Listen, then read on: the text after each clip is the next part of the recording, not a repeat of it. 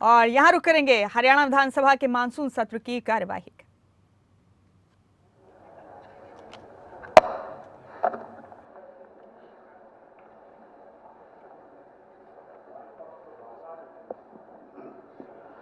अरे ड्रा निकाल जाता हूँ, निकालो सीन सब आ रहे।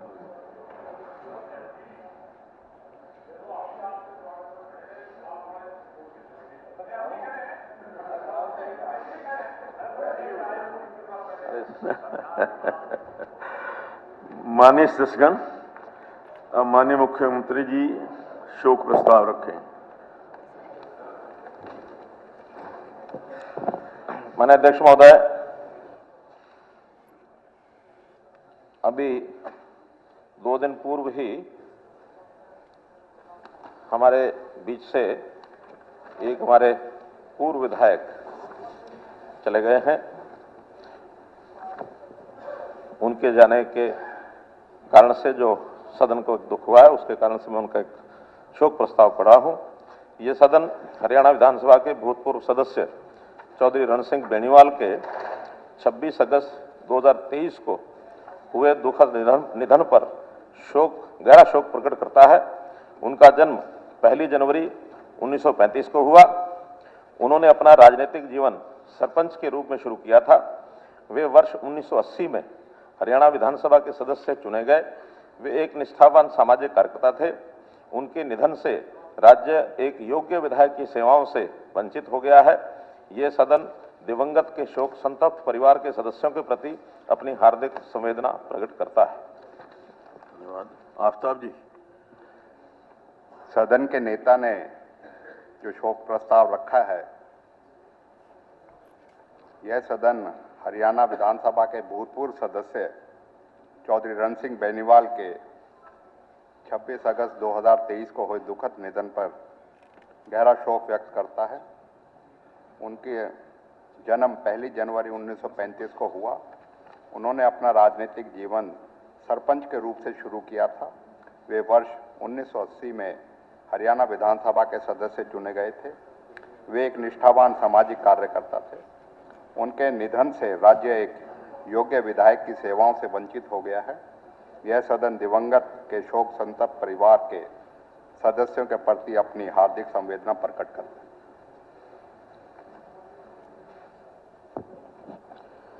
माननीय सदस्यगण, माननीय मुख्यमंत्री जी ने इस सदन में जो शोक प्रस्ताव रखा है, उन पर विभिन्न दलों के सदस्यों ने जो अपनी संवेदनाएं प्रकट की हैं, मैं भी अपने आप को उनकी भावनाओं के साथ जोड़ता हूं और शोक व्यक्त करता हूं। परमपिता परमात्मा से प्रार्थना करता हूं कि वे दिवंगत आत्मा को अपने चरणों में स्थान दें। मैं इस सदन की भावनाओं को शोक संतप्त परिवार के पास पहुंचा दूंगा। अब मैं सभी माननीय सदस्यों से विनती करूंगा कि उस महान आत्मा की शांति के लिए खड़े होकर मौन धारण करें।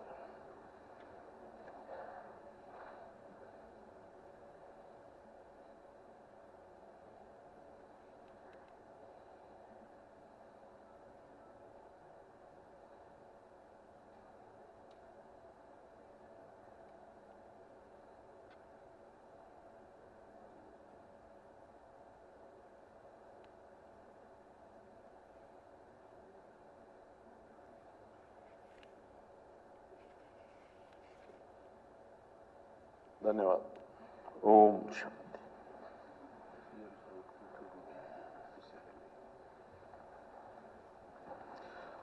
अध्यक्ष महोदय, एक समाचार पूरे सदन के लिए मैं बताना चाहता और मुझे लगता है कि सदन जरूर उसमें भागीदार होगा। वैसे तो देश अपने बहुत से क्षेत्रों में उपलब्धियों के कारण विश्व में अपना एक डंका ये बजा रहा है और ख्याति प्राप्त कर रहा है। इसी कड़ी में हमारे हरियाणा के प्रसिद्ध खिलाड़ी नीरज चोपड़ा ने अभी आज ही जो उस प्रातःकाल समाचार आया है कि विश्व एथलेटिक चैंपियनशिप में गोल्ड मेडल लिया है और ये भारतवर्ष का पहला ऐसा युवा है जिन्होंने विश्व चैंपियनशिप में एथलेटिक्स चैंपियनशिप में और जो है गोल्ड हासिल किया है। मैं इस अवसर पर उनके परिवार के सदस्यों को, उनके जो कोच हैं जो उनको खेल सिखाते हैं और सभी खेल समर्थकों को मैं बधाई देता हूं और आशा करता हूं कि इसी प्रकार उत्तर प्रदेश और देश का नाम रोशन करते रहें। हम सभी खिलाड़ियों के हरियाणा सरकार हमेशा उनकी आवश्यकताओं के लिए जो भी कुछ संभव सहायता है उनको लगातार पूरा करते रहेंगे। मैं इस अवसर पर सदन की ओर से उनको बधाई देता हूं।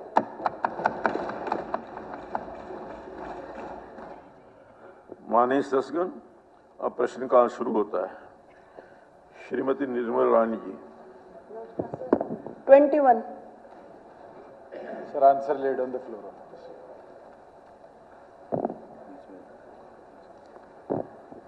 अध्यक्ष महोदय, मुझे जो जवाब दिया गया है वो है कि इसकी स्थिति संतोषजनक है। संतोष तो खाली पेट भी कर लिया जाता है, संतोषजनक तो उसकी स्थिति नहीं है, क्योंकि कानपुर विश्वविद्यालय को भी यही रोड जाती है और पीजीआई कानपुर को भी यही रोड जाती है, तो ये लाइफ लाइन है। ये चौड़ी भी होनी चाहिए और इसमें बहुत गड्ढे हैं, बहुत बुरी हालत है, इसको भी ठीक किया जाए। इसकी जो है प्रशासनिक अप्रूवल जो है स्वीकृति जल्दी से जल्द दी जाए।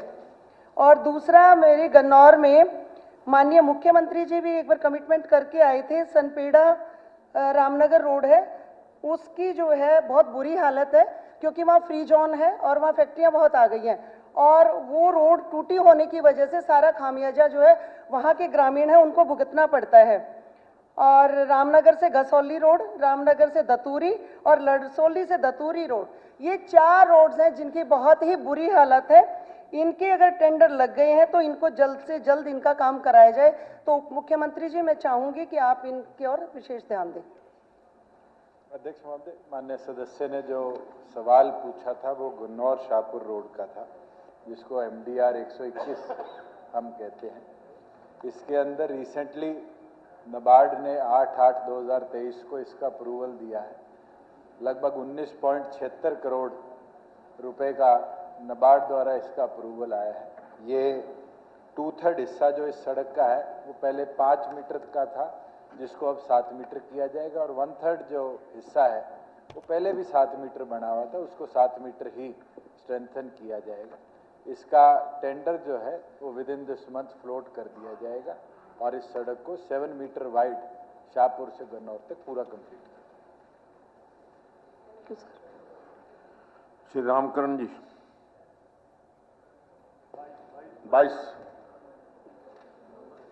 22 सदन पटल पर रख दिया गया है।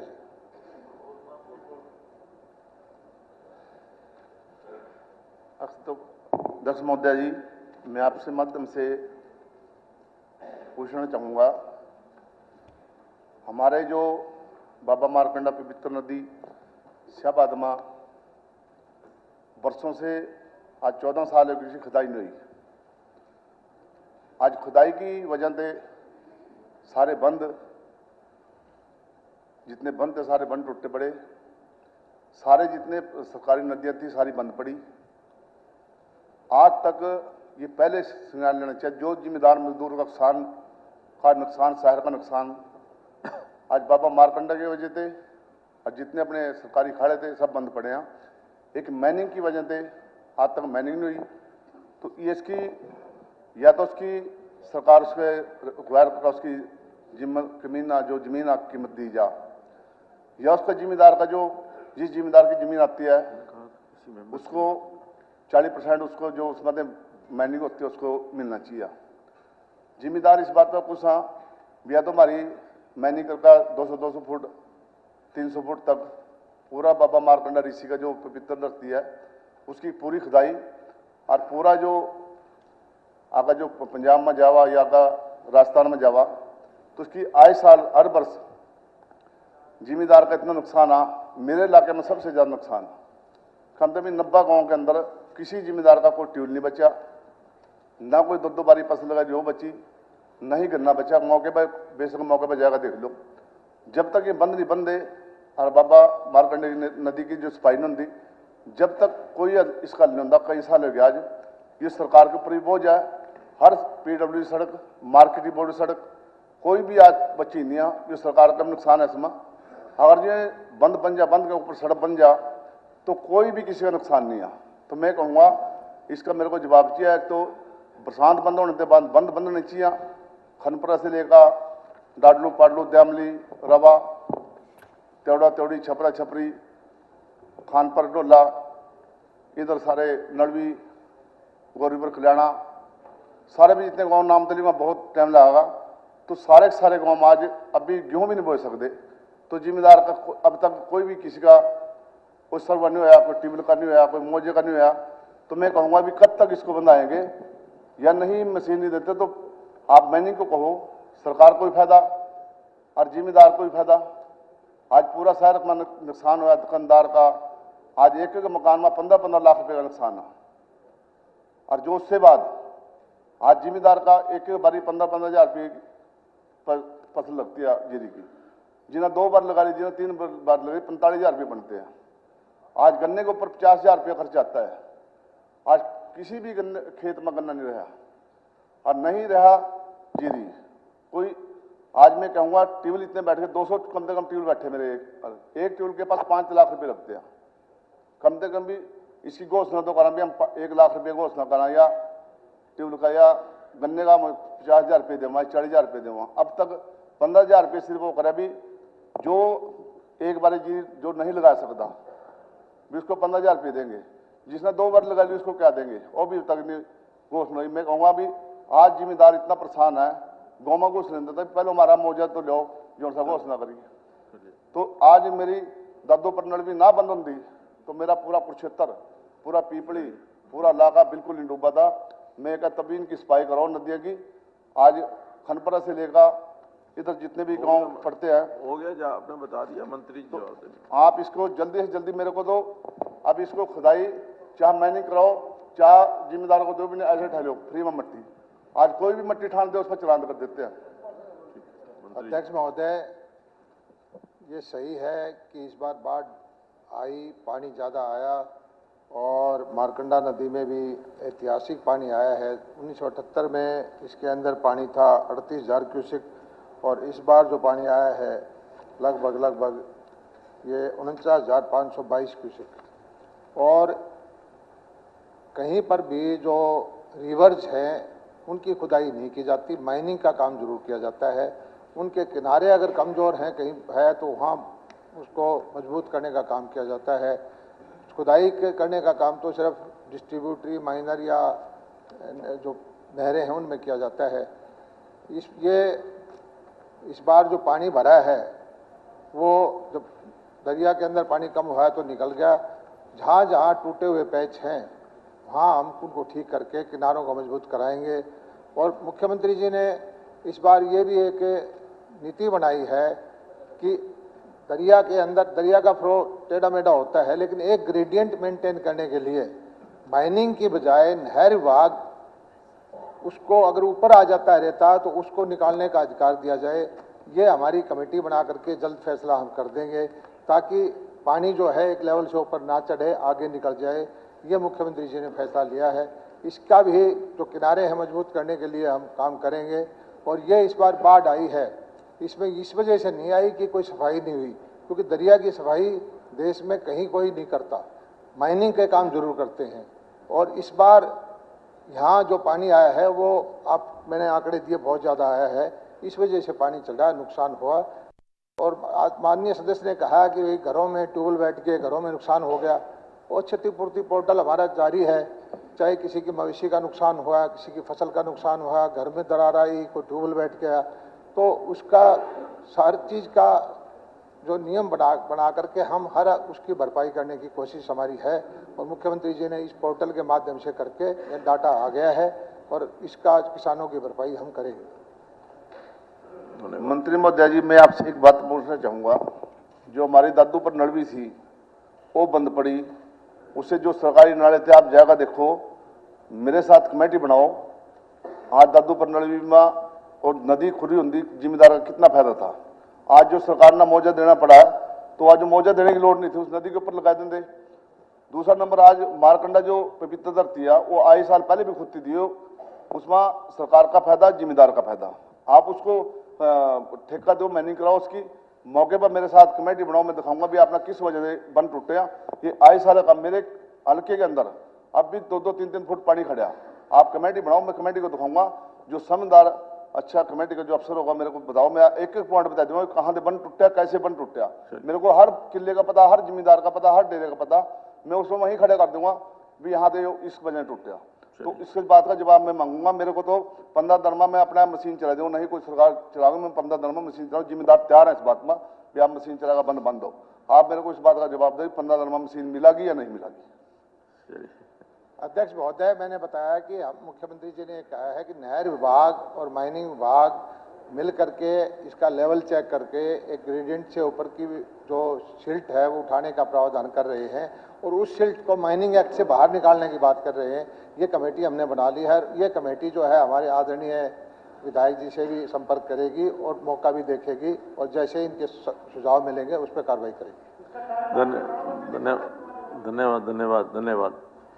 माननीय सदस्यगण, मैं सदन को जानकारी देना चाहता हूं कि डिवाइन पब्लिक स्कूल शाहबाद के विद्यार्थीगण तथा अध्यापकगण आज सदन की कार्यवाही देखने के लिए दर्शक दीर्घा में उपस्थित। मैं अपनी तथा सारे सदन की तरफ से इनका स्वागत करता हूं। मैं एक चीज और सदन के संज्ञान में लाना चाहूँगा। जब इस बार फ्लड आई तो माननीय विधायक शाहबाद रामकरण काला जी ने स्वयं अपने आप पे रस्सी बांधकर और फ्लड का जब बांध ब्रीच हुआ था वहां डाइव कर 2 बच्चों की जान बचाने का काम किया। चलिए, बहुत बहुत बधाई। Shri Subhash Sudha ji. 26 replies placed on the floor of the house. आदरणीय अध्यक्ष महोदय जी, मैं मंत्री से रिक्वेस्ट ये करूँगा कि ये सीएम साहब की अलॉटमेंट 10/190 4/6/2015 की है। सर मैं ये कहूँगा कि 3/1/2022 को इसकी ड्राइंग अप्रूव होगी। उसके बाद 15 महीने के बाद फिर कह दिया जी दोबारा से ड्राइंग बनेगी। 15 महीने के बाद 7/8/2023 को इसकी अप्रूव कर दी। फिर उसके बाद फिर थर्ड टाइम फिर उसको ईमेल कर दिया कि अभी इसकी ड्राइंग जो है जी अभी फाइनल करनी है। तो मैं चाहूँगा कि ये कब तक ड्राइंग अपना हो जाएगी और कब तक ये शुरू होगा, क्योंकि 4 महीने के बाद तो लक्ष्मण लगेगी। ये मेरे पास कापी है सर, 1.5 साल से इसकी ड्राइंग नहीं पूरी हो पा रही। तो मैं रिक्वेस्ट करूँगा मंत्री से इसकी जल्दी ड्राइंग करा के इस हॉस्पिटल को 100 बेड का पहले भी मंत्री जी ने बनाया है और मुख्यमंत्री का धन्यवाद करूँगा 100 बेड का, और ये 100 बेड का ये बहुत दिनों से रुका हुआ है। मैं रिक्वेस्ट करूँगा मंत्री से इसको जल्दी बनाने का। Sir, administrative approval of rupees 88.58 crores for construction of 100-bedded second block in phase 2 in place of old hospital building has already been accorded on 2/1/2023.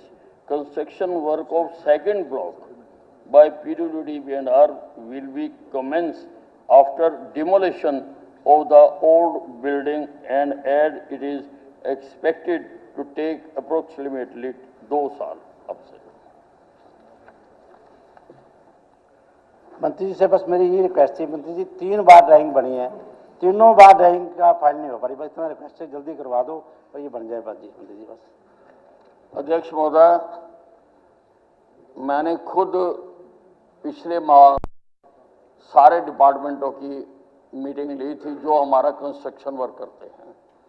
Sir हमने इस अपने 9 साल के समय में 153 भवन हॉस्पिटल्स के बना के दिए हैं, जो अपने आप में एक बहुत बड़ी है।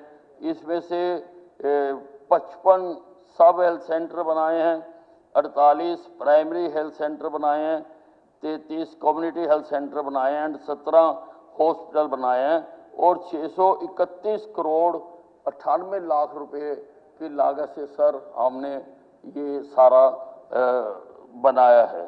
स्पीकर सर, और भी हमने जो PWD डिपार्टमेंट है उनको पैसे दिए हुए हैं। मैं टूटी फूटी सारी PSCs को मैंने तोड़कर नए बनाने के आदेश जारी किए हैं।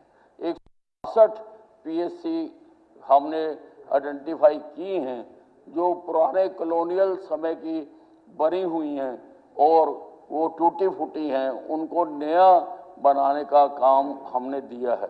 सर थोड़ी सी दिक्कत आ रही है कि काफ़ी पैसा हमने दिया हुआ है लेकिन एग्जीक्यूटिंग एजेंसी में डिले हो रहा है, तो मैंने खुद इसकी मीटिंग ली है, इनिशिएटिव लिया है। सारी जो एग्जीक्यूटिंग एजेंसीज हैं मैंने उनको भी बुलाया है और मैंने 1 महीने का समय दिया था कि आप अपने अपने जो प्रोजेक्ट्स हैं उन पर आप काम आरंभ कर दें। हम स्वास्थ्य विभाग को बिल्कुल नया आउटलुक देना चाहते हैं। Bishan Lal Saini ji. 2-4 sir.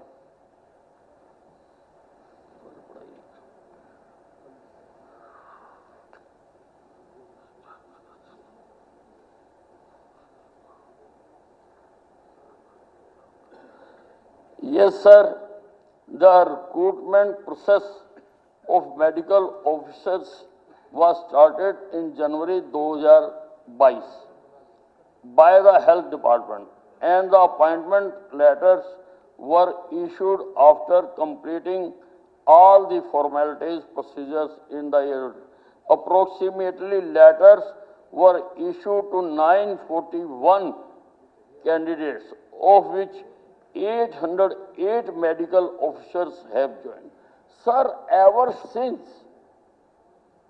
Haryana has been formed, इतनी बड़ी संख्या में डॉक्टर लगाए नहीं गए और इतनी बड़ी संख्या में डॉक्टरों ने अपॉइंटमेंट एक्सेप्ट नहीं की। पहले हम लगा देते थे, छोड़ कर चले जाते थे, लेकिन 941 में से 808 डॉक्टर्स ने ज्वाइन कर लिया है। हमारी वेटिंग लिस्ट समाप्त होने से पहले उसमें 25 और थे, तो 10 दिन पहले उन 25 को भी हमने अपॉइंटमेंट लेटर दे दी ताकि ज़्यादा से ज़्यादा डॉक्टर हम इसमें हमारे ज्वाइन कर सकें और जो हमारी शॉर्टेज है वो पूरी हो सके।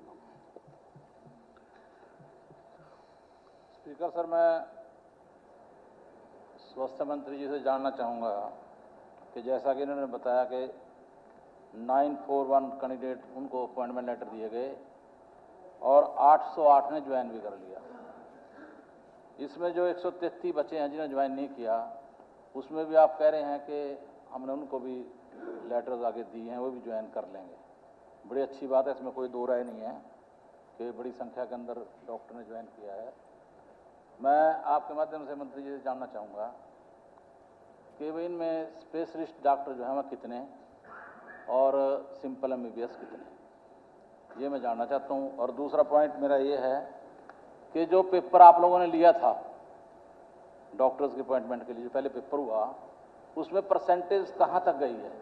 55 डॉक्टर स्पीकर सर, ये क्वेश्चन आपने वो कोई बात नहीं स्पीकर सर, हमारी जो प्रेजेंट मेडिकल ऑफिसर्स 3073 काम कर रहे हैं, जबकि वैकेंसी हमारी सेंशन 3903 है। थोड़ा सा ही असर है, हम उसको भी पूरा करेंगे। और 167 डॉक्टर हमें NHM ने दिए हुए हैं। जो इन्होंने स्पेशलिस्ट की बात कही है, तो उसमें आज की तारीख तक सिर्फ MBBS डॉक्टर भर्ती किए जाते थे और उसमें जो स्पेशलिस्ट आ जाते थे हम उनको स्पेशलिस्ट का काम देते थे। मैंने अब स्पेशलिस्ट का सर कैडर अलग बना दिया, अलग से उनकी भर्ती होगी, अलग से उनके सर्विस रूल हमने बनाए हैं। और हम, आप जानते हैं, मैंने पिछले सदन में भी बताया था कि हरियाणा पहला प्रदेश है जो मेडिकल सर्विसेज कहाँ कैसी दी जाए, उसके लिए हमने मैपिंग करवाई है सर। उसकी रिपोर्ट इस हफ्ते 10 दिन में आने वाली है, उन्होंने कंप्लीट कर ली। आज तक मेडिकल फैसिलिटीज डिमांड बेस्ड दी गई हैं, जहां पर MLO ने मांग कर ली वहां पर दे दिए, पर मैं नीड बेस्ड बनाना चाहता हूं। मैंने तो वहां पर भी मेडिकल सर्विस देनी है जहां मेरा MLA नहीं है, मैंने वहां पर भी देनी है। इसलिए नीड बेस्ड मेडिकल सर्विसेज हम दे पाए, इसके लिए मैंने मैपिंग करवाई है। और ये सारे देश में पहला ये प्रदेश है, सेंटर ने भी इस पे ऊपर बात की है, अवलोकन किया है, और हम उसके मुताबिक वो बताएंगे कहाँ पीएचसी बनानी है, कहाँ कितने बेड का अस्पताल बनाना है, कहाँ कौन सा इक्विपमेंट देना है, हमने एजेंसी की रिपोर्ट हमारे पास आने वाली है। जहां तक इन्होंने स्पेशलिस्ट की मैं जल्दी ही स्पेशलिस्ट डॉक्टर जहां पर जिस अस्पताल जिस पीएचसी में जितनों की जरूरत होगी उनकी भर्ती में सैनी सब अलग से करा करूंगा। मैंने इसकी व्यवस्था कर दी है। धन्यवाद धन्यवाद धन्यवाद जी। मैंने वो हो गया प्रश्न साहब, हो पूछा था गया। आपसे, सब वो बाकी तो आपने सारा कुछ बताया है, ठीक अच्छी बात आपकी। लेकिन जो मैंने पूछा था कि परसेंटेज कहाँ तक गई है, जैसे कि 65% तक लिए हैं जो पेपर लिया था आपने, या 55 तक लिए हैं, या 50 तक लिए हैं, ये मैं जानना चाह रहा था। ये देखो अब ये सेपरेट बात है। अब तो हमारे अध्यक्ष महोदय बहुत विशाल हृदय हैं, उन्होंने हर एमएलए को वैसे भी क्वेश्चन पूछने की इजाजत दे दी है। अब पूछ लेना, मैं आपको पूरी डिटेल दे दूंगा। माननीय सदस्यगण, आज सदन में श्री कृष्णमूर्ति हुड्डा पूर्व मंत्री एवं श्री सुभाष बत्रा पूर्व मंत्री अध्यक्ष दीर्घा में उपस्थित हैं। यह सदन उनका स्वागत करता है। श्रीमती सीमा त्रिखा जी। प्रश्न संख्या नंबर 25। अध्यक्ष जी, प्रश्न क उसका जवाब है हाँ श्रीमान जी, और जो प्रश्न ख है उसके बारे में मैं ये कहना चाहूँगा कि मामला न्यायालय में विचाराधीन है और सड़कों के निर्माण के मुद्दे को सुलझाने के लिए प्रयास किए जा रहे हैं। माननीय अध्यक्ष जी, मैं आपके माध्यम से आदरणीय मंत्री जी का पहले धन्यवाद करती हूँ कि उन्होंने पहले का तो हाँ बोला है, लेकिन जो उन्होंने दूसरे प्रश्न का जवाब दिया है कि मामला न्यायालय में है।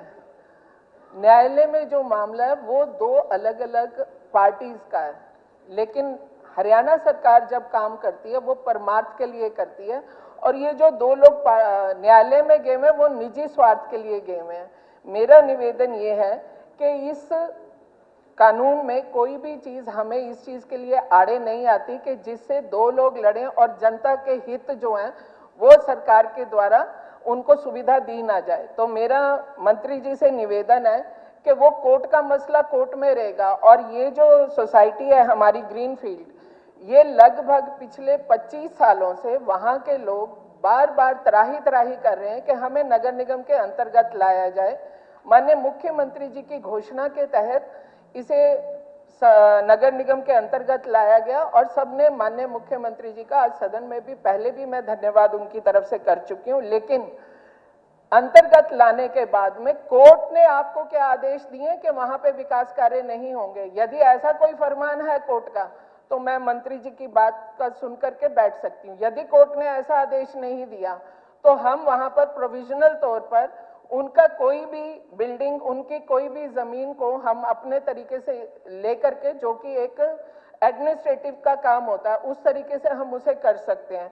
और मैं साथ साथ मंत्री जी को कहना चाहती हूँ कि मुझे पता समय को कोई बांध नहीं सकता, मेरी बात का जवाब दें उससे पहले मैं ये कहना चाहती हूँ समय को कोई बांध नहीं सकता है, लेकिन फिर भी अभी जो हम जिस काल से निकल रहे हैं रक्षाबंधन का काल है, और मैं मंत्री जी से मुझे कुछ कहने की जरूरत नहीं है, मेरे भाव को समझे। मैं ये चाहती हूँ कि एक बहुत छोटी सी नन्ही सी बहन हूँ मैं यहाँ पर, और दूसरा मैं ये भी कहना चाहती हूँ कि मैं समय को नहीं बांधती हूँ, पर मेरी एक गुजारिश, सीमाएं सबकी हैं, मैं जानती हूँ मेरी भी सीमा है, लेकिन एक गुजारिश मैं चाहती हूँ कि रक्षाबंधन पर ये मुझे पूरी तरफ से, मेरे को नहीं, उस कॉलोनी के निवासियों को आश्वस्त करें कि आने वाले भाई दूज के बाद मैं इसी सदन में जनता का धन्यवाद इनको दे सकूं। मेरे साथ सभी सहमत है सदन इस बात के लिए। मैं जवाब चाहती हूं मंत्री जी से।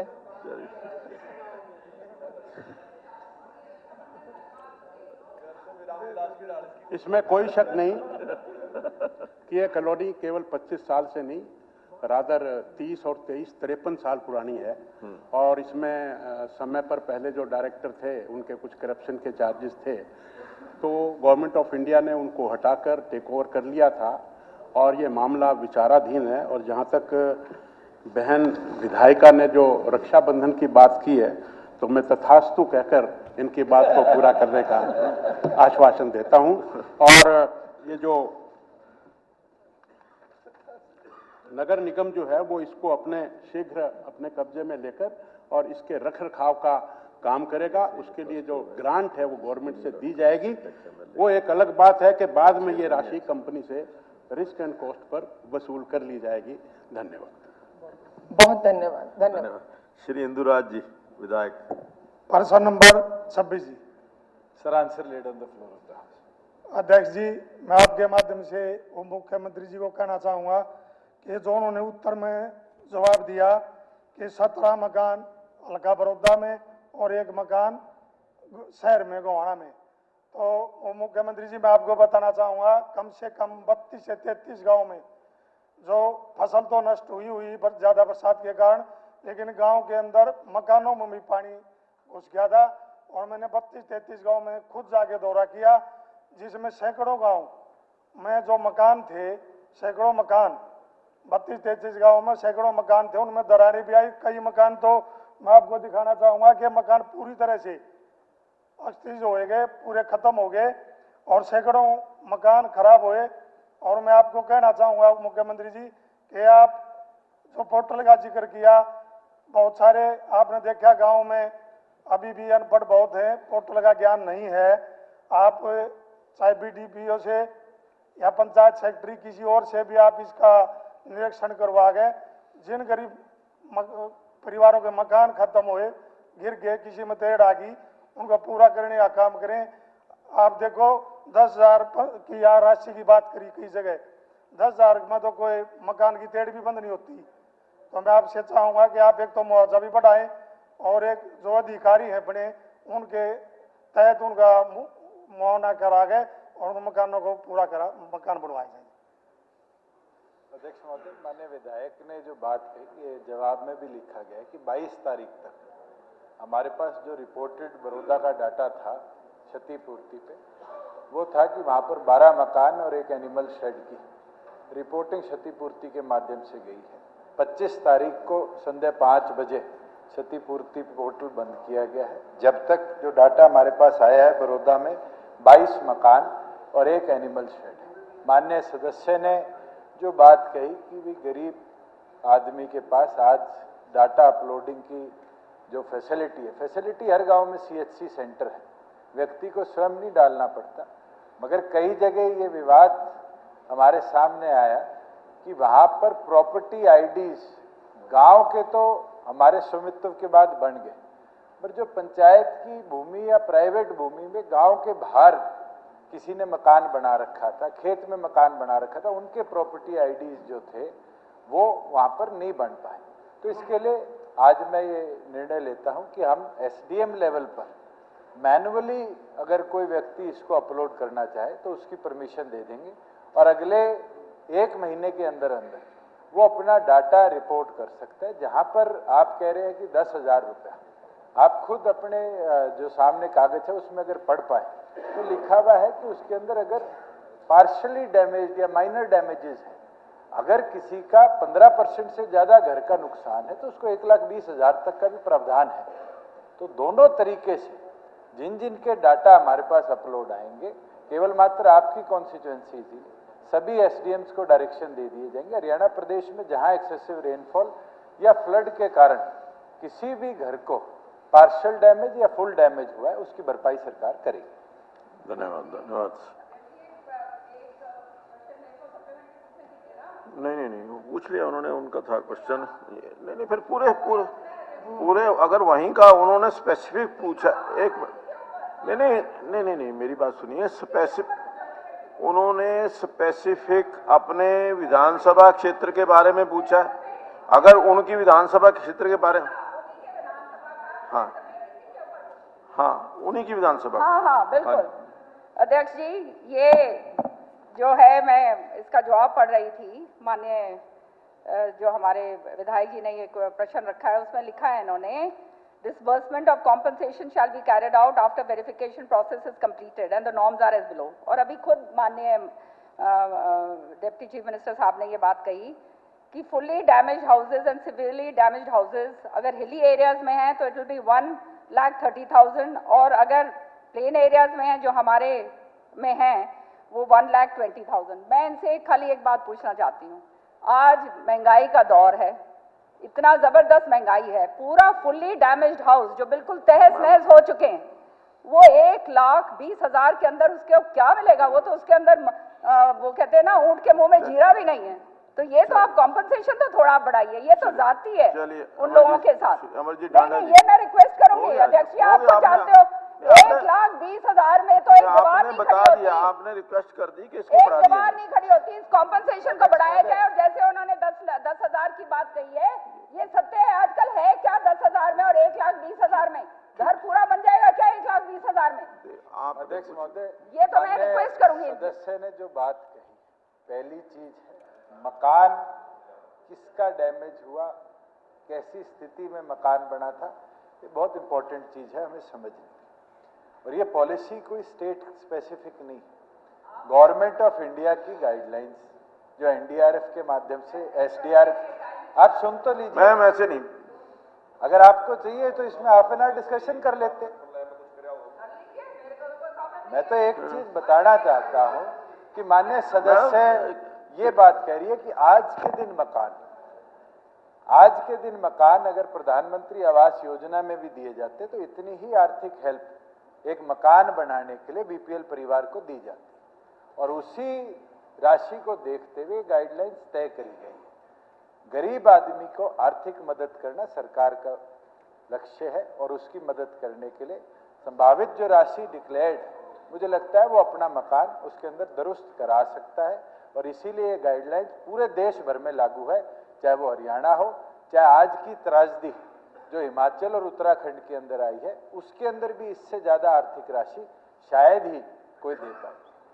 श्री अमरजीत ढांडा जी, ऐसा नहीं है, एक बार आपने अपना देखिए, आपने अपना वो रख दिया अपना।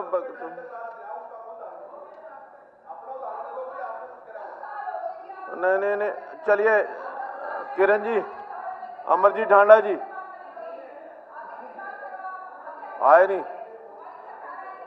श्री घनश्याम सराफ जी, घनश्याम जी, प्रश्न नंबर 28।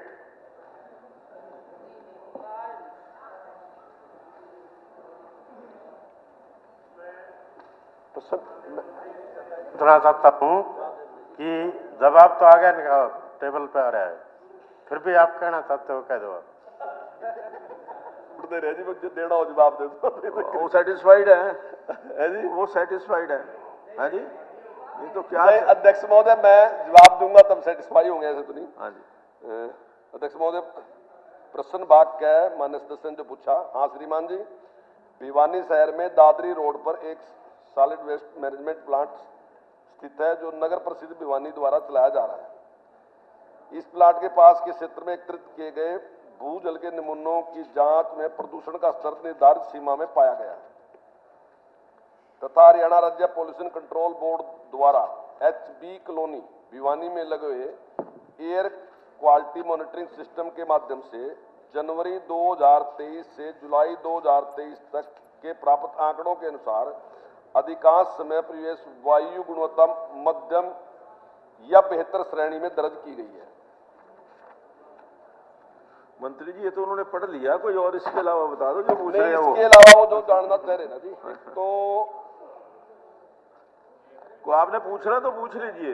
एक तो डंपिंग की बात की है जी, स्पेसिफिक आपने जानना चाहे जी, डंपिंग ग्राउंड कहाँ स्थापित होगा ये हमारा विषय नहीं है, यूएलबी का विषय है। यूएलबी ने इसका किया, तो जहां कचरा उन्होंने किया उसका उन्होंने किया। दूसरी बात है जो इन्होंने वायु की बात कही, तो अभी तक जो मीडियम है तो जनवरी में जो है वो 168 रहा, फरवरी में 129 रहा और मार्च में 128 रहा, अप्रैल में 127 रहा, मई में 131 रहा, जून में 126 रहा, जुलाई में 59 रहा और अगस्त में 75 रहा। अभी तक का ही है, मीडियम जो रहा वो इतना रहा। केवल 8 महीने में 17 बार ऐसा होया जब वो 200 क्रॉस करके गया। मीडियम जो माना जाता है 100 से 200 तक को ठीक मानते हैं, मतलब अच्छा तो नहीं मानते लेकिन मीडियम मानते हैं। लेकिन केवल 8 महीने में 17 घटनाएं ऐसी हैं जब वो 200 से ऊपर निकल।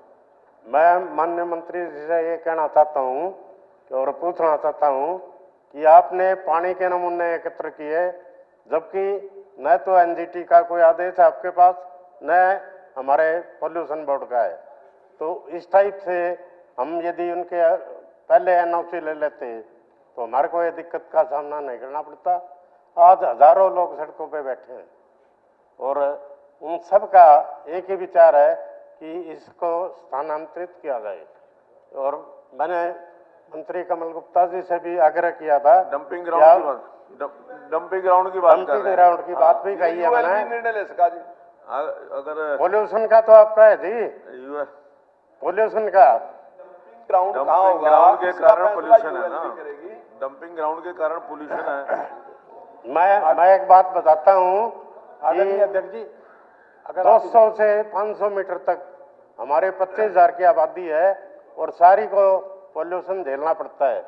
और मैंने मंत्री जी का किसी आदमी का फोन आया था, मैंने उनको बता भी दिया था कि ये समस्या हमारे इसलिए आ रही है कि ये डंपिंग ग्राउंड जो बना है ये शहर के अंदर ही बना दिया गया है, तो शहर से बाहर किसी टिब्बे पे ये डंपिंग ग्राउंड। मंत्री जी जवाब दे रहे हैं। मंत्री जी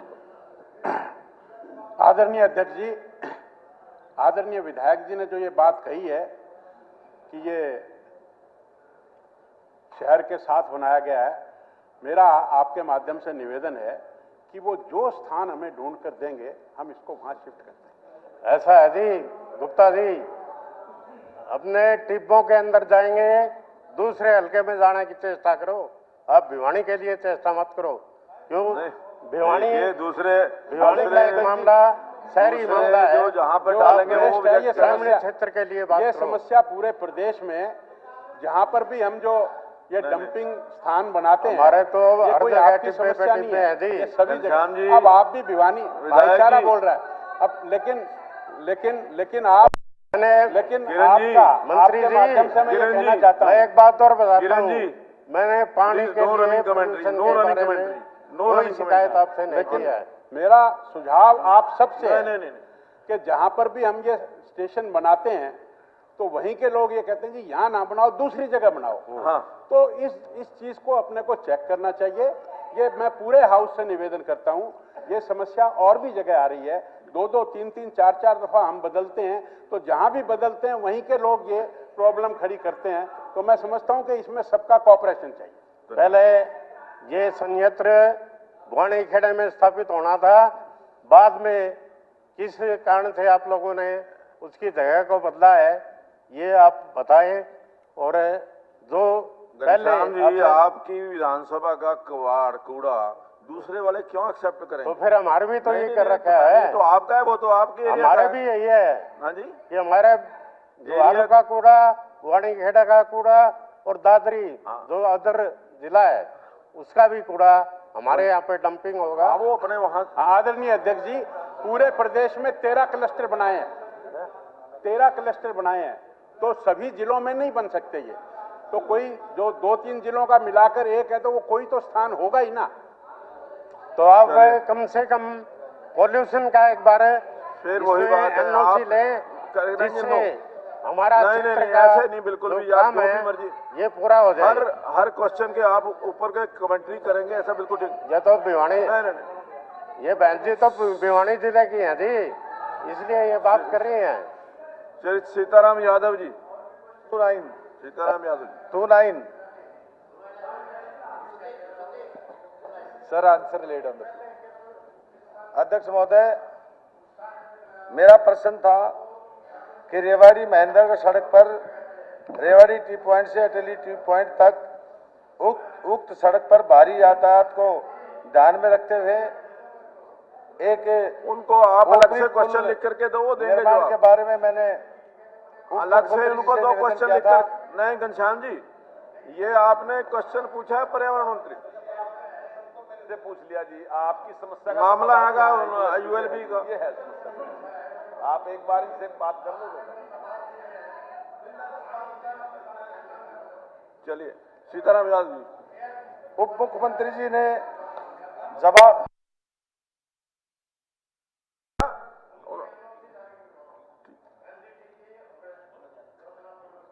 ठीक। उप मुख्यमंत्री जी ने जवाब दिया है। नहीं श्रीमान जी। हाँ जी।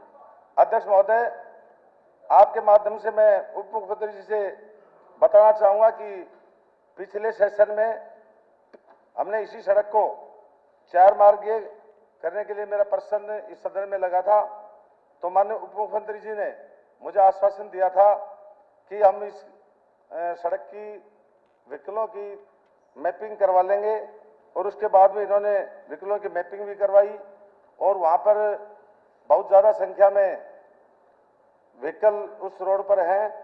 तो मेरा आपके माध्यम से श्रीमान उप मुख्यमंत्री से निवेदन है कि इस मार्ग को लगभग 5 किलोमीटर का मार्ग है, इसको या तो 4 मार्गीय किया जाए या इस पर ऊपरी पुल बनाकर व्हीकलों की संख्या तो बहुत ज़्यादा रहती है और इसमें रोजाना जाम लगे रहते हैं।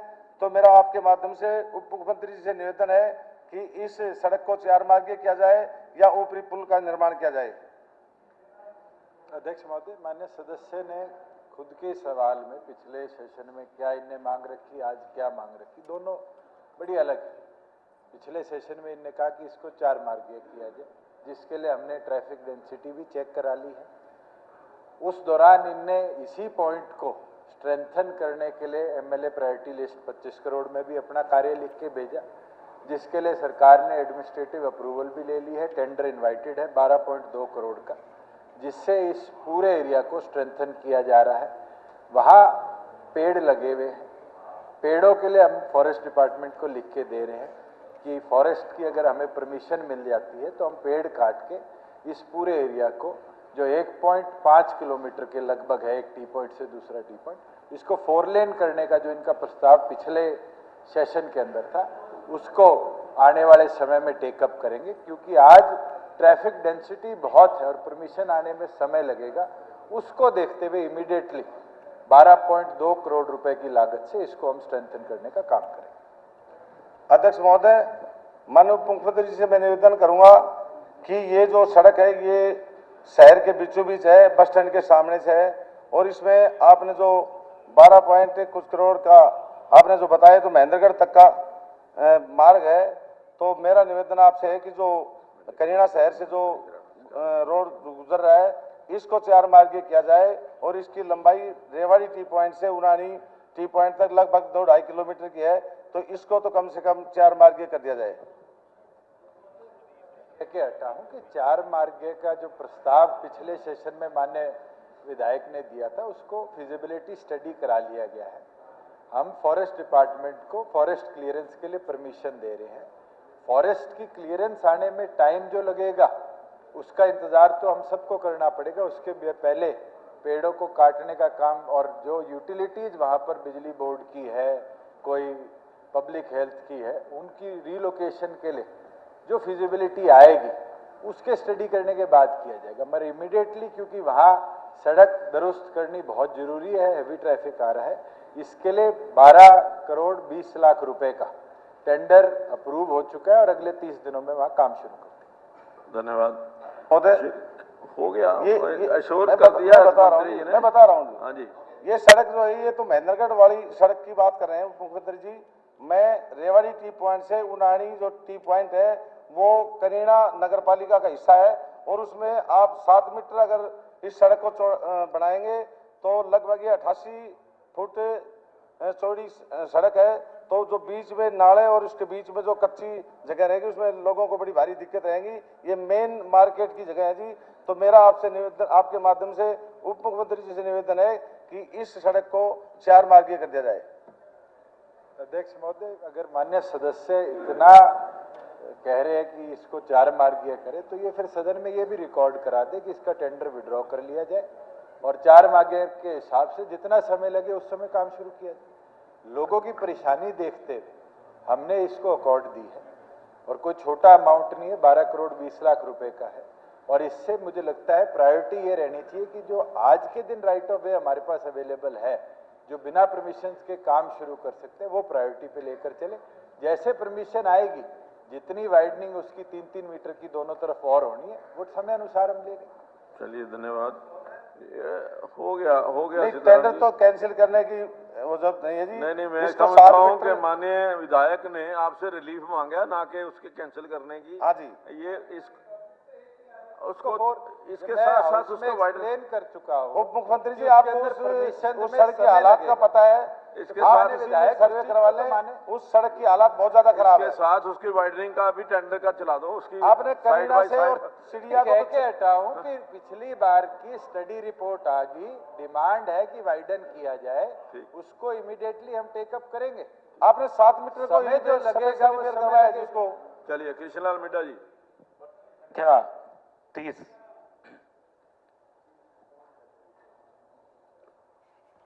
Speaker sir, state government had decided to open paramedical college in the campus of under construction Sant Shiromani Dhanna Bhagat Ji Government Medical College, Jind. However, due to shortage of land in the premises of Government Medical College, Jind, HSVP, जिसका पुराना नाम हुड्डा होता था, और मैंने ये नाम बदलवाने की मुख्यमंत्री जी को कहा, क्योंकि एक दिन मेरे पास एक आदमी आया, उसने कहा हुड्डा तो कंगाल हो गया। मैंने कहा नहीं, हुड्डा तो मालूम माल है, हुड्डा कंगाल कैसे हो गया? तो उन्होंने कहा नहीं, मैं जो प्लॉट बेचता है, मैं उस हुड्डा की बात कर रहा हूँ।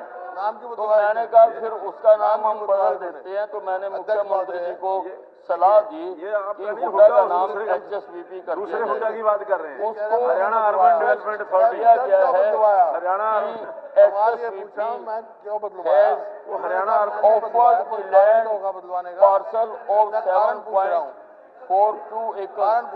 ये सच बात है, मैंने आपके भले के लिए किया है। बैठ जाओ, मैं कारण बताओ नहीं क्यों किया? अरे HSVP आया ना, कारण HSVP आया, पहले हुड्डा आता था, तो बताना तो पड़ेगा कि हुड्डा की जगह HSVP क्यों आया। HUDA था, पहले HUDA हुड्डा था, HUDA, मैं हूँ हुड्डा, हरियाणा ओवरऑल डेवलपमेंट और वो अथॉरिटी, समझा? स्पेलिंगों में कोई नहीं जाता, स्पेलिंगों में कोई नहीं जाता। मैंने तो यही कहा है कि हुड्डा कंगाल नहीं है, हुड्डा माला माल है। इसमें क्या गलत है? ये आपके खास मित्र हैं। आप इसमें भी आपको गिरा थे। सैनी साहब बैठ जाइए। चलो चलो चलो, चलिए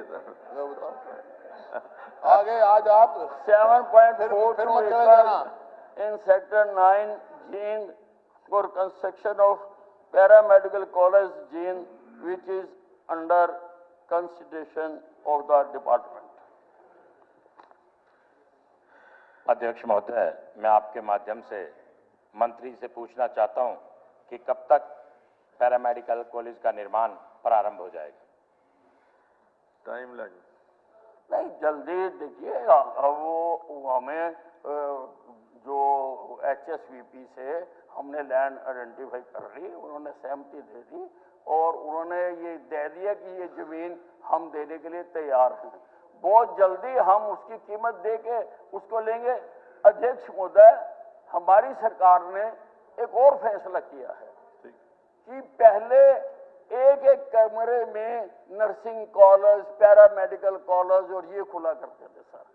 सर हमारी सरकार ने आने के बाद एक भी ऐसे कॉलेज को मंजूरी नहीं दी है और हम इसकी नीति लाए हैं। उसके लिए हम चाहते हैं कि जितने मेडिकल कॉलेजेस हैं, जितने, नॉट ओनली जींद, बाकियों में भी हम कोशिश कर रहे हैं कि नर्सिंग का, पैरामेडिकल का हम कॉलेजेस वहां पर खोल लें। और कॉलेजेस खोलने के लिए भी जो हम पॉलिसी लाए हैं उसमें हमने कंडीशन रखी है, मिनिमम 100 बेडेड NABH हॉस्पिटल, उसका जहां तो अपना हो या 10 किलोमीटर में हो सर, ताकि ऐसी इसकी जरूरत है सर, पैरामेडिकल स्टाफ की जरूरत है। लेकिन जो नर्सें पहले आ रही थी वो टीका नहीं लगा पाती थी, अब क्योंकि उनका कहीं कुछ होता नहीं था। और इसका मैंने और भी किया है कि जिस अस्पताल में ये ट्रेनिंग लेंगे वहाँ इनकी बायोमेट्रिक अटेंडेंस लगेगी ताकि पता लगे कि ये रोज जाते हैं। ऐसा ना हो कि मैनेजमेंट आखिरी दिन साल के जाके साइन करा के ले आए। तो सर हमने ये नर्सिंग के भी जिनके अपने हॉस्पिटल हैं, जहाँ 10 किलोमीटर में NABH हॉस्पिटल है, केवल उन्हीं को हम इजाजत दे रहे हैं। धन्यवाद धन्यवाद। माननीय बहुत बहुत धन्यवाद। माननीय सदस्यगण, आज सदन में श्री किशनलाल पंवार, राज्यसभा सदस्य एवं पूर्व मंत्री हरियाणा, अध्यक्ष दीर्घा में उपस्थित हैं। यह सदन उनका स्वागत करता है। धन्यवाद। श्री दीपक मंगला जी। धन्यवाद अध्यक्ष जी। 31 sir, answer laid on the floor of the house. 2 supplementary हो चुके, उनके 3 हो चुके। अध्यक्ष जी, मैं आपके माध्यम से माननीय मंत्री जी से कहना चाहूँगा, जो हमारे यहाँ पलवल रजवा की जो लाइनिंग का काम वो लगभग हमारा पूरा हो गया, उसके लिए तो धन्यवाद। लेकिन इस रजवा ये हमारा शहर के बीचों बीच जा रहा है, और ये जो रजवा हमारा जा रहा है ये Kailash Nagar, Mohan Nagar, Maharana Pratap colony, Radha colony, Shiv colony और हुड्डा से होता हुआ सोना रोड पर निकलता है। तो मैंने इस रोड को जो बनाने की बात की, तो जो मुझे आंसर मिला है उसमें ये बताया गया है कि ये 15 फुट चौड़ा रोड है, इसलिए ये रोड नहीं बनाया जा सकता।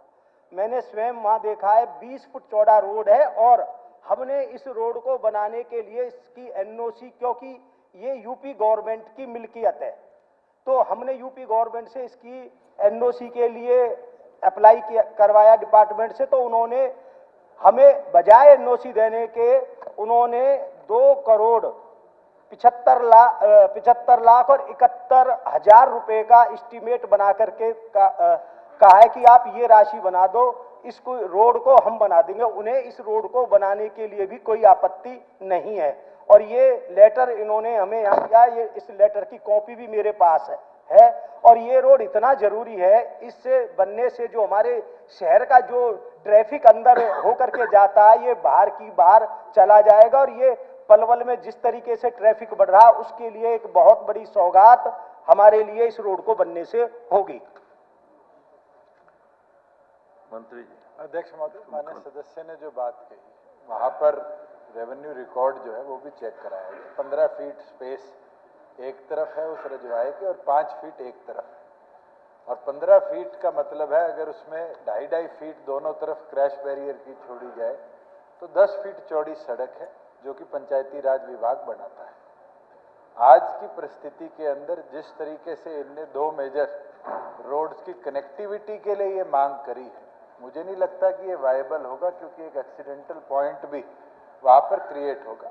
फिर भी अगर ऐसा कोई पत्र यूपी सरकार से आया है, क्योंकि लाइनिंग का काम भी और ये जमीन भी इरिगेशन विभाग की है, मैं चाहूँगा माननीय विधायक उस लेटर की कॉपी भी दे दे, और इरिगेशन विभाग के अधिकारी तुरंत इस पर इसको एग्जामिन भी करा लेंगे। और अगर 2-2.5 करोड़ की लागत से एक कनेक्टिविटी बनती है जिसके अंदर लाइफ थ्रेटनिंग कोई पॉइंट ऐसा नहीं आता, तो जरूर सरकार आने वाले समय में इस पर विचार करेगी। मगर अगर लाइफ रिस्क आएगा और इरिगेशन विभाग की कोई आपत्ति आएगी तो यूपी सरकार को हम लिखित में ही भेजने का काम। धन्यवाद। इसमें मैं धन्यवाद मंत्री जी, और मैं इसमें एक बात ये भी जोड़ूंगा, जो ये रजवा बना है इसके साथ साथ इन्होंने तार की भी बैरिकेड्स लगाए हैं, तो कोई एक्सीडेंट भी नहीं है। मैं वो इनको दे दीजिए। श्री दूड़ाराम जी। प्रश्न 32 जी। आदरणीय अध्यक्ष महोदय, जो सम्मानित विधायक जी ने क्वेश्चन पूछा है, जिस भूमि पर धक्का बस्ती स्थित है वह भूमि जमाबंदी साल 2021-22 के अनुसार पंचायत समिति भट्टूगला की मलकियत है। पंचायत समिति की भूमि का कब्जाधारियों का मालिकाना हक दिए जाने बारे में सरकार के पास कोई भी प्रस्ताव नहीं है। अध्यक्ष जी, ये भट्टू मंडी के लाल डोरे के अंदर जगह है। हर जगह लाल डोरे को मालिक रजिस्ट्रियां हो गई। भट्टू मंडी सब ये पंचायत समिति की जगह है। ये 60-70 साल से ये गांव बसा हुआ है, उसमें सड़कें, पानी का भी, लाइटें सब लगी हुई है। हर जगह जब लाल डोरे को ले लिया, ये पंचायत समिति की जगह में ही गांव बसा हुआ है, आज से नहीं जब से गांव बसा हुआ है। तो जब और जगह लाल डोरे में मालिक बना रहे हैं तो इसको पंचायत समिति ने रेगुलेशन दे दिया, तो यहाँ भी मालिक बनाया जाए इन लोगों को ताकि वहां सुविधा मिल सके। मेरा आपसे ये रिक्वेस्ट है मंत्री से, ये गांव सारा लाख पंचायत समिति की जमीन में बसा हुआ है जी स्पीकर महोदय जी, ये इसलिए दिक्कत आ रही है उन लोगों को। अध्यक्ष महोदय, मैं माननीय विधायक जी को बताना चाहूंगा, जितने भी वहाँ परिवार बसे हुए हैं, आप बिल्कुल ठीक कह रहे हैं कि वो 40-50 सालों से सारी सुविधाओं के साथ उनके हाउस बने हुए हैं, लेकिन किसी ने भी जो हमारे समावित योजना के तहत उन्होंने अपना दावा भी दायर नहीं किया, किसी ने वहाँ पर अपना रजिस्ट्रेशन नहीं करवाया। उसके बाद भी हम इसको एग्जामिन करवा लेंगे। मैं मंत्री जी आपसे स्पीकर साहब मैं यही कह रहा हूँ, ये पंचायत समिति की जगह आज से नहीं, जब से भट्टू गांव बसा जब से है ये, और सब लाल डोरा में सबको मालिक बना दिया। सरकार से मेरी आप मुख्यमंत्री यही है कि लाल डोरा की जमीन के वो खुद मालिक थे। नहीं, लाल डोरे के अंदर है पंचायत समिति, उनकी मलकियत थी जी, ये पंचायत समिति की। हाँ, मैं यही कह रहा हूँ, पंचायत समिति में गांव बसा हुआ है। अभी ऐसा कोई प्रावधान नहीं है कि हम उस जमीन को उनके नाम करें। ऐसा जी, ये मैं यही कह रहा हूँ, ये गांव सारा का सारा पंचायत समिति के में बसा हुआ है। जब पंचायत वहाँ पंचायत की जमीन नहीं है। हाँ जी, इसमें अध्यक्ष महोदय मैं ये कहना चाहूंगा ये इसमें चर्चा ये सवाल आप जवाब देना मेरे, ये जो चर्चा है लाल डोरा, रोज बयान आते हैं खत्म कर दिया हमने लाल डोरा। मैं मंत्री जी से पूछता हूँ, कोई एक भी सिजरा ऐसा दिखा सकते हो जहाँ लाल डोरा खत्म किया हो? एक गांव का भी दिखा दो मेरे को। बिल्कुल जी, इनको एक गांव का भी दिखा दो। अरे ट्रांसफर ऑफ प्रॉपर्टी है, एक्ट है, ट्रांसफर का आप पंचायत को कैसे राइट दे सकते हो? जो इतनी पुरानी काबिज हैं, वो ओनरशिप है उनकी, तो उनको आप दोबारा कौन सरपंच करवा सकता है क्या? पंचायत करा सकती है मेरी जमीन का नाम किसी का? जो रजिस्ट्रेशन करा रही हो किसी करा लो। मैं अध्यक्ष महोदय, मैंने नेता प्रतिपक्ष ने बात करी, सिरसी गांव है करनाल के अंदर, जिसको 26 जनवरी 2020 को पूरी तौर पर लाल डोरा मुक्त कर एक प्रॉपर्टी की मलकियत रजिस्ट्री के साथ करवाने का काम किया था। 25 लाख के लगभग रजिस्ट्रीज प्रदेश के अंदर डीड्स के तौर पे अभी बनी है। 5 लाख के लगभग 4,94,000 टू बी स्पेसिफिक रजिस्ट्रियां बन चुकी है। बचे हुए डॉक्यूमेंट्स हैं और प्रोसेस उसका अपलोड हो रहा है, और उसके लिए चीफ सेक्रेटरी की अध्यक्षता में एक कमेटी भी बनाई गई है जो इमीडिएटली इसको रिजॉल्व कराने के लिए, जैसे बीच में सरपंचेज नहीं थे उस दौरान ये वाद आया था, क्योंकि ग्राम सचिवों ने कहा कि हम राइटफुल ओनर नहीं, पंचायत किसी भी प्रॉपर्टी का राइटफुल ओनर है। अगर उसके अंदर किसी का कब्जा कागजी लंबे समय से प्रूव होती है, उसकी डीड बनाने के लिए सरकार ने स्वामित्व योजना की शुरुआत करी थी। लाल डोरा मुक्त हरियाणा पहला प्रदेश था जिसने ये मॉडल अपनाया। केंद्र सरकार ने स्वामित्व योजना को 8 प्रदेशों के अंदर पायलट पे तौर पे शुरू किया, और अब आने वाले समय में देश के प्रत्येक राज्य में भी ले जाने का काम करेगी। और मैं माननीय नेता प्रतिपक्ष को बताना चाहता हूँ, ये सरकार में एक्ट में अमेंडमेंट आई थी जहां सरपंच के पास अतिरिक्त पावर थी कि अगर किसी का 200 गज तक का कब्जा पंचायत की जमीन पे है तो कलेक्टर रेट पे आउट ऑफ लाल डोरा भी वो उसकी रजिस्ट्री करवा सकता था। लाल डोरे के अंदर तो हमेशा राइटफुल ओनरशिप उसी की रही है जो वहां पर काबिज रहा। टाइटल सर्टिफिकेट दे रहे हैं, अब किस चीज का टाइटल सर्टिफिकेट दिया जा रहा है? क्या वो टाइटल सर्टिफिकेट जो है उसकी सैंक्टिटी है? बैंक लोन देंगे उसके टाइटल सर्टिफिकेट क्यों? जिसका जो ओनर ही नहीं है, जो इन्होंने कहा लाल डोरे के जितना भी अंदर था सब जो है उनकी पहले से ओनरशिप है, अब वो दोबारा रजिस्ट्री कराएगा क्या मतलब वो है? मैं समझ में नहीं आया आपका। इसको एग्जामिन कराओ, पंजाब इसमें लेके आया विलेज कॉमन लैंड एक्ट में, अब लेके आया, वो पढ़ो और वो लेके आओ तो सबको फायदा होगा। इस मौके में अभी कह के हटा 24 लाख से ज्यादा हमने टाइटल, मेरी सुन तो ली दिया, टाइटल डीड्स हमने दी, जिसकी रजिस्ट्रियां 4,94,000 हो चुकी हैं। पेंडिंग जो 19 लाख कुछ हजार है उसके लिए स्पेशल कमेटी बनाएगी, और हमारा टारगेट है कि विद इन 60 डेज उनके भी रजिस्ट्रेशन हम अपलोड करेंगे, और हर एक व्यक्ति जिसके पास रजिस्ट्री आ जाएगी, 4,94,000 के पास तो आज भी अधिकार है कि वो लोन ले सकेगा। बची जो 19 लाख कुछ हजार है उनके पास भी अगले 60 दिन के अंदर उनकी रजिस्ट्रियां होंगी, जिसके बाद वो बैंक लोन ले पाएंगे। वो दूड़ाराम जी जो कह रहे हैं उनका हाँ। एक मिनट आप रुको। ऐसा स्पीकर साहब, मेरे रिक्वेस्ट ये थी कि उसका सारा का सारा गांव पंचायत समिति के अंदर बैठा है। अब उसको हर जगह जो लाल डोरा में वो मालिक बना दिया, तो यहाँ भी पंचायत समिति की जिम्मेदारी, पंचायत समिति रेगुलेशन कर दे दिया, तो वहां भी उनको मालिक बना दीजिए ताकि उनको कोई दिक्कत ना हो किसी प्रकार की। मेरी आपके मार्फत से मंत्री से, मुख्यमंत्री से, डिप्टी सीएम साहब से यही प्रार्थना है।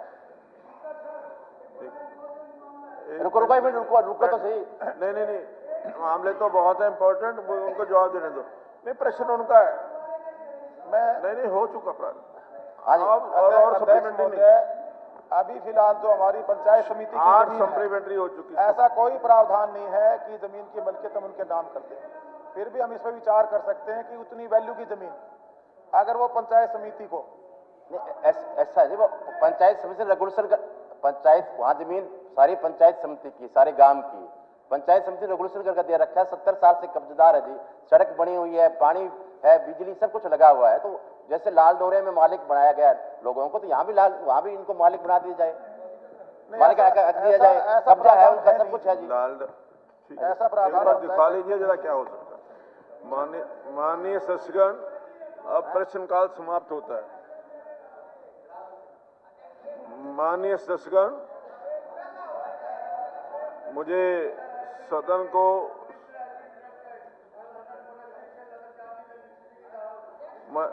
देखिए, मैटर इज सब जुडिस, matter is under court. This can't be discuss here.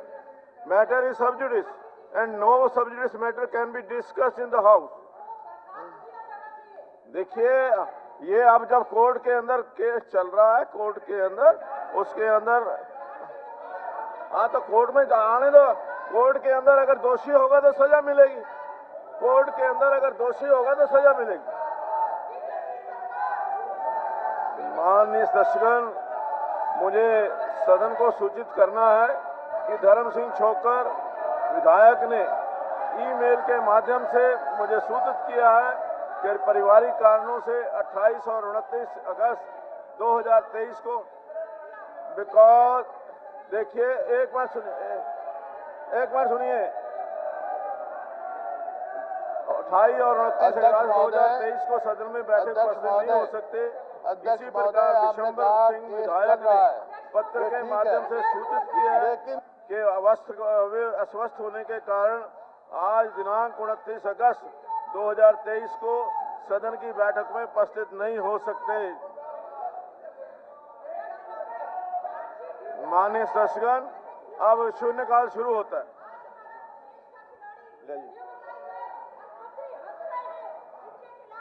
शून्यकाल के अंदर जो माननीय सदस्य बोलने वाले हैं उनकी सूची श्री घनश्याम। देखिए, मैटर इज अंडर कोर्ट और सबजुडिस है, वो सबजुडिस मैटर को यहाँ डिस्कस नहीं कर रहे। और जो भी आप लोग बोल रहे हैं, जो आप सब लोग बोल रहे हैं वो रिकॉर्ड नहीं होगा। जो आप सब लोग बोल रहे हैं वो रिकॉर्ड नहीं होगा। जो भी बोल रहे हैं आप सब रिकॉर्ड नहीं होगा।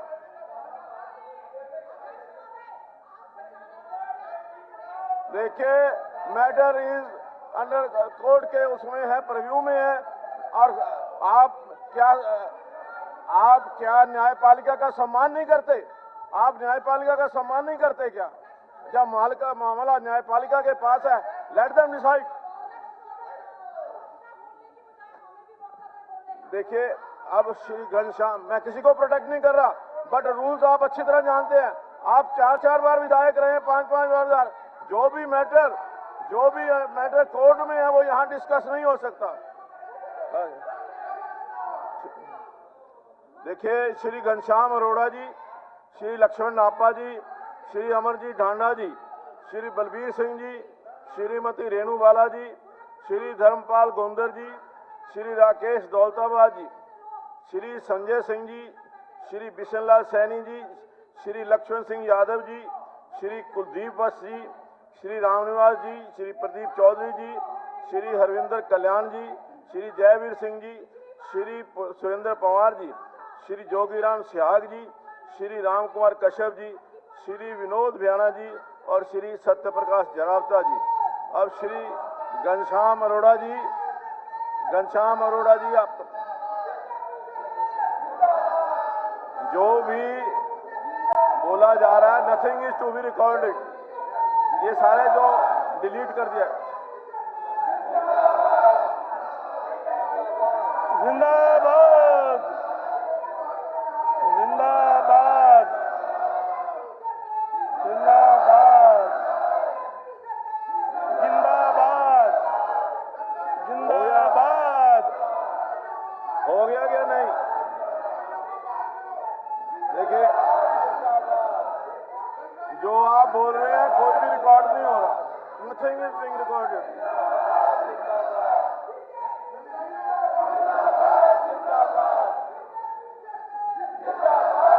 घनश्याम अरोड़ा जी बोलिए।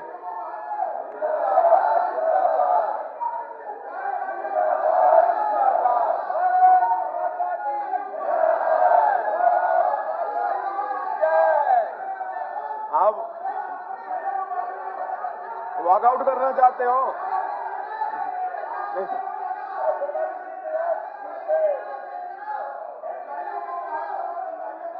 देखिए, आप न्यायालय का अपमान कर रहे हैं, आप न्यायालय का अपमान कर रहे हैं, न्यायालय का अपमान कर रहे हैं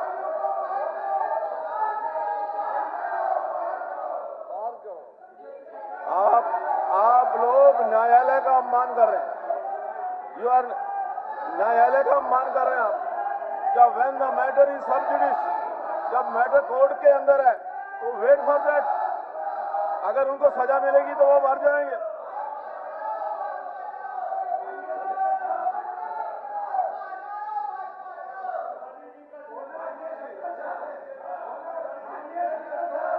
अभी बहुत लोग